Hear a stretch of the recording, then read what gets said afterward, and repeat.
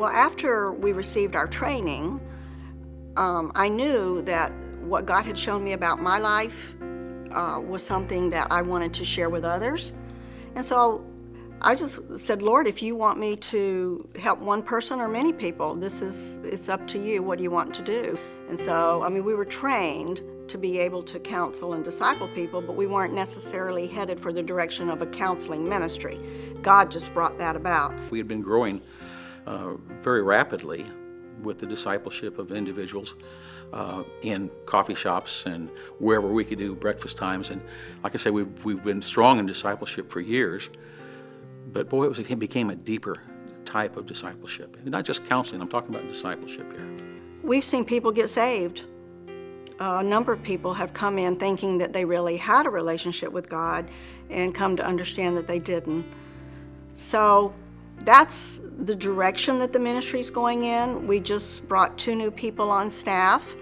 Everyone on our staff has gone through a period of brokenness, coming to the end of themselves.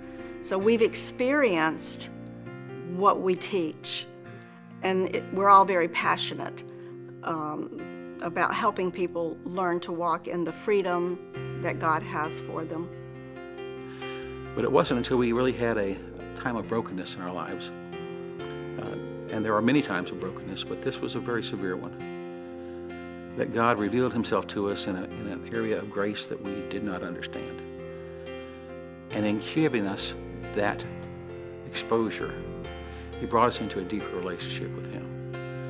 And at the same time, we were able to go and understand the message of grace and discipleship counseling.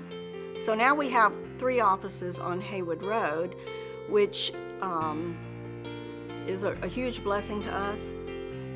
We used whatever God gave us before, but now he's blessed us with this space here. We did start out counseling women, but God deals with the whole family unit. And if a wife would come to us, many of them, and receive healing where, God changed their life and the way they respond in their marriage and to their families, we found that husbands were interested in knowing more. One day I got a phone call from one of the husbands who Pat discipled. And he was a little irate. He said, "I want to know what you did to my wife." I said, "Excuse me?" He said, "I want to know what you did to my wife." I said, "I didn't do anything. Pat did it." And I said, "Tell me what you're talking about." And I'm sitting here, oh no, I got a fire to put out. All right, what am I going to do? How's this going to work? And he said, "My wife and I had a little fuss the other day." And he said, I was pretty hard on her.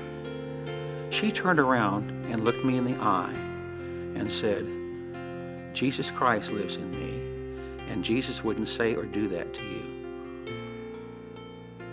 He says, my mouth fell open. He said, I'd never had my wife talk to me like that before. Can you help me? Wow.